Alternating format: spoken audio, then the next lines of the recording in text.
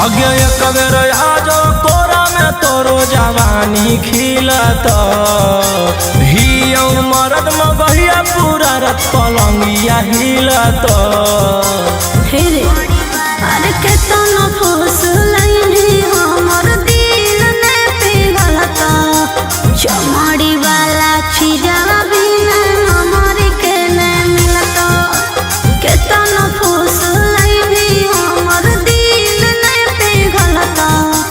चमड़ी वाला चीजवा बिना हमर के ने मिलत।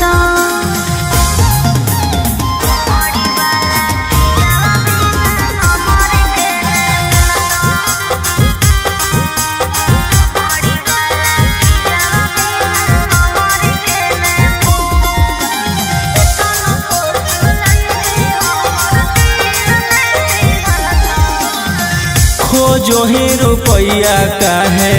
लायक कुआर से तो निशा चिखा दे छौरी मांगो ही प्यार से सुन प्यार मोहब्बत से भरो है नहीं पेट रे केतना तू देनो पहिले फाइनल कॉले रे तरे कामो न दे तो रुपया जब जवानी ढलत हमर कहल बतिया तोरा बुढ़ापा में खलत अरे केतना फुसलैनी हमर दिल ने पिघलत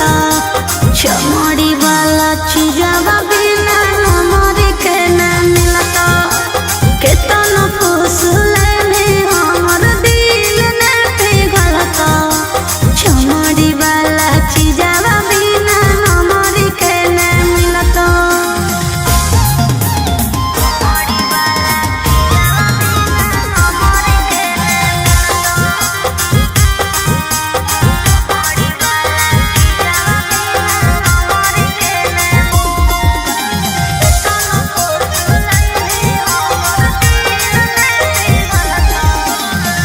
आज भर करा दे अपन चीजवा से भेट गे भोरे लिखवाइली हो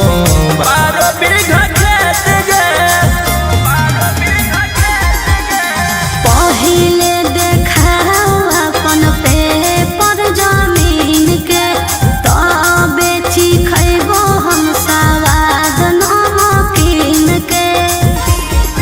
अगे राजा रौशन रही रानी बना के रखत तोरा सिवन कौनो दूसर छौड़ी के ताकत।